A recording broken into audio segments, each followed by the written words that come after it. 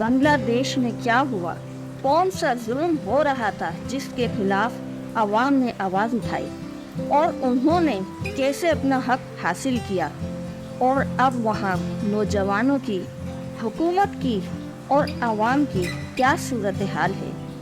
सबसे पहले हम वाज़ी देखते हैं। 1971 में बांग्लादेश अलग हो गया था, अलग मुल्क बन गया। 1972 में बांग्लादेश में एक कानून बना।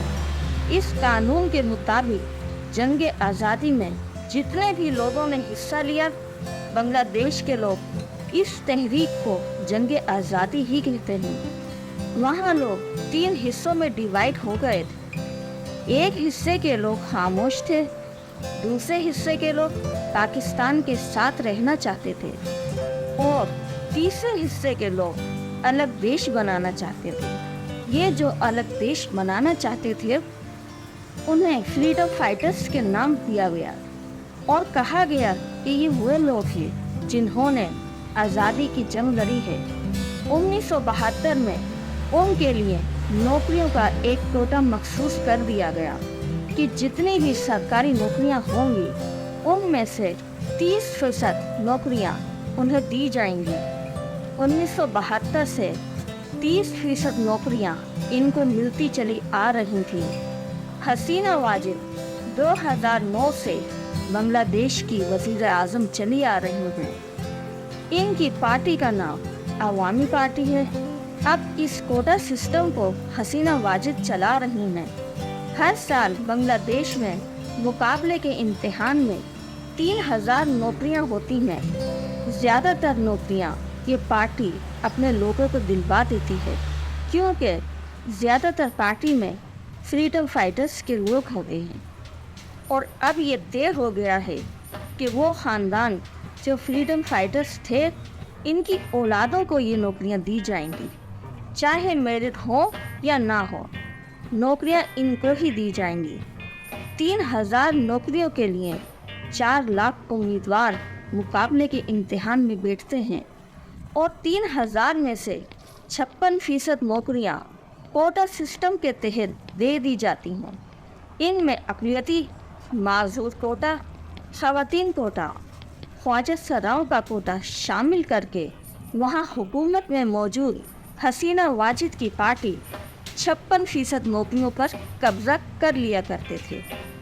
इस तरह वो अहम ओहदों पर अपने लोग पहुंचा देते थे और पूरा निज़ाम इनके मातहत आ जाता और इनकी पार्टी का इक़्तिदार में रहने का जवाब रहे।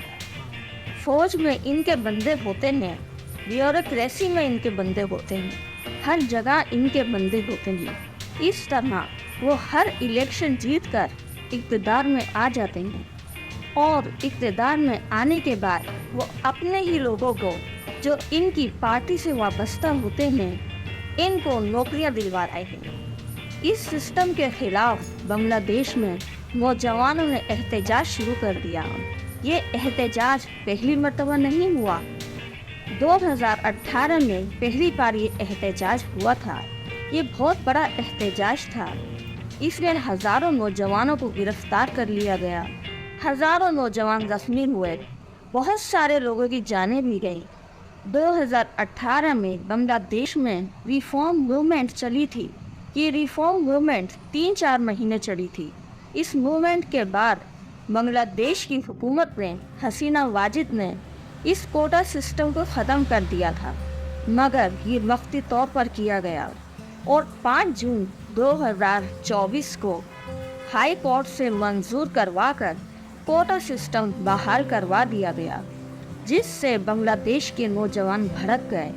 नौजवानों का कहना था कि हम मेरिट पर तालीम हासिल करके आते हैं और ये कोटा पर नौकरी ले लेते हैं। नौकरियों पर हमारा भी इतना ही हक है जितना इनका है।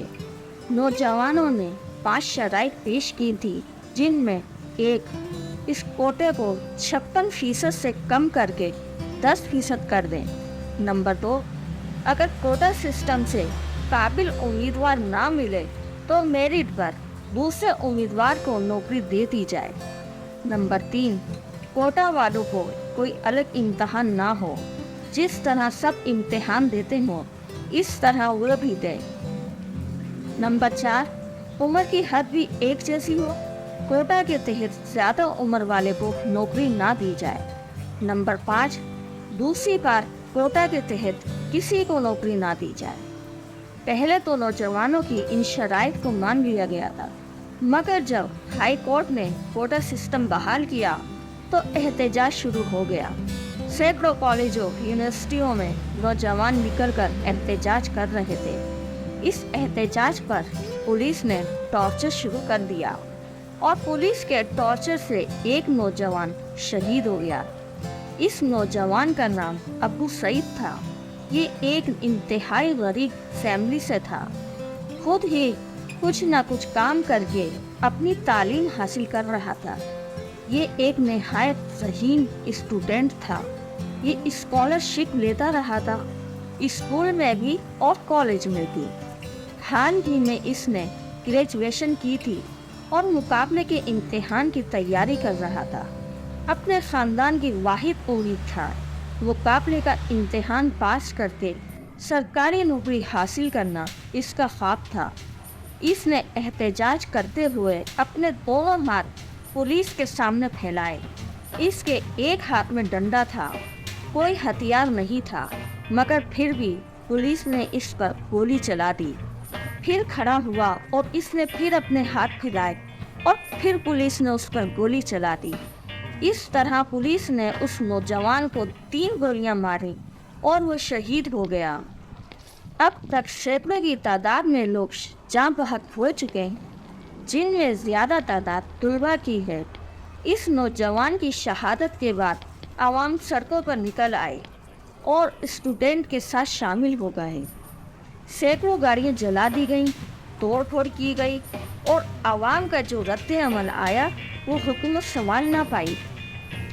नौजवान को बांग्लादेश के लोगों ने अपने हीरो के तौर पर पेश किया है और अपने परचम के साथ इसकी तस्वीर लगाकर ये कहा है कि इस नौजवान ने अपनी जान देकर अपने देश में हक को बचाए थे। आखिर इस नौजवान और हज़ारों सैकड़ों तलबा की कुर्बानी रंग लाई और सुप्रीम कोर्ट ने भला आखिर फैसला सुना दिया कि सिर्फ 7% कोटा होगा। 30% मुलाजमतें ख़त्म कर दी गईं और इन लोगों को जो जंग आज़ादी में शामिल थे इनको सिर्फ 5% दिया जाएगा। जो कोटा 56% था वो सिर्फ 7% रह गया है और ये बांग्लादेश के नौजवानों की बहुत बड़ी कामयाबी है। यही जमहूरियत का हुस्न है। हसीना वाजिद 2009 से इलेक्शन जीतकर एक डिक्टेटर की तरह मुल्क को चला रही थी। इस कोटा सिस्टम की वजह से वो ब्यूरोक्रेसी, फौज, पुलिस में अपनी मर्जी के लोग लगवा देती जो इनका एहतराम करते और इनकी हर जायज़ और नाजायज़ बात को मानते थे। सुप्रीम कोर्ट के इस फैसले से ना सिर्फ आवाम मुतमईन हुए, लोग खुश हुए और हसीना वाजिद को आवाम के आगे घुटने टेकने पड़े।